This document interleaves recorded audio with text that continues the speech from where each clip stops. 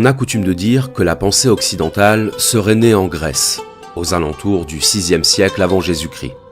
Socrate, Platon, Aristote, et avant eux, ceux qu'on appelle les présocratiques, auraient été les initiateurs d'un savoir philosophique et scientifique sur lequel notre civilisation tout entière serait bâtie.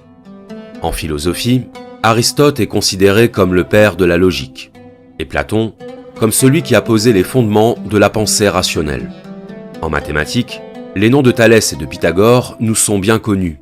Nous apprenons leurs théorèmes à l'école, théorèmes qui sont à la base de certaines de nos technologies modernes, comme les radars de navigation ou la géolocalisation par GPS. De quelque côté qu'on se tourne, tous les chemins de la connaissance européenne mènent à la Grèce. Mais si tout le monde s'accorde à dire que la Grèce antique constitue le berceau de la pensée occidentale, les choses se compliquent dès qu'on s'interroge sur cette question. D'où vient la pensée grecque ? Après la mort de son maître Socrate, condamné pour impiété par le tribunal d'Athènes, Platon séjourna à Héliopolis, où il reçut l'apprentissage des prêtres du haut clergé égyptien.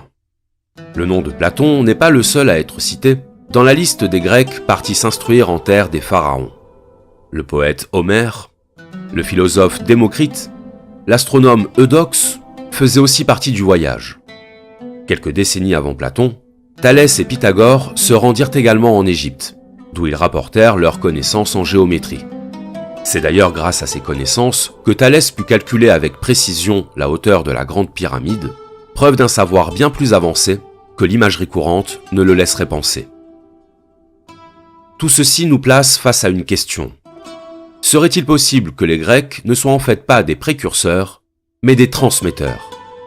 Serait-il possible que le savoir qu'ils nous ont légué ait une origine plus lointaine ?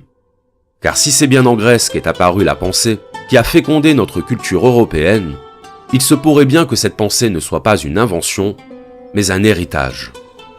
Un héritage venu d'une civilisation plurimillénaire située de l'autre côté de la Méditerranée, l'Égypte.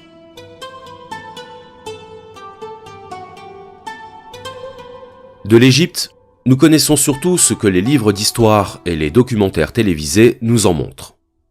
Les pyramides, dont les méthodes de construction continuent de fasciner et d'interroger, les hiéroglyphes, système d'écriture figuratif n'ayant été décrypté que récemment, les pharaons, ces rois mégalomanes représentant des dieux sur terre. Mais au-delà de ces aspects folkloriques, on connaît assez peu la pensée des anciens Égyptiens. La représentation qu'on en a reste teintée d'une certaine condescendance à l'égard de ces hommes vêtus de pagne. Le problème est là quand on soulève la question de la pensée égyptienne. L'idée que cette pensée se résumerait à un assemblage de mythes fantaisistes et de superstitions religieuses, et qu'à ce titre, elle ne mériterait pas qu'on l'étudie de façon sérieuse. Cette idée est pourtant contredite par l'analyse, car lorsqu'on se penche sur leur mythologie, on se rend très vite compte que la conception du monde des anciens Égyptiens était bien plus réfléchie qu'il n'y paraît. Qu'on trouve dans leurs récits les éléments d'une philosophie complexe qui témoigne d'un regard profond sur la nature du monde et de l'être humain. Et c'est pour vous en convaincre que je vous invite aujourd'hui à une visite guidée dans le temple de la philosophie égyptienne.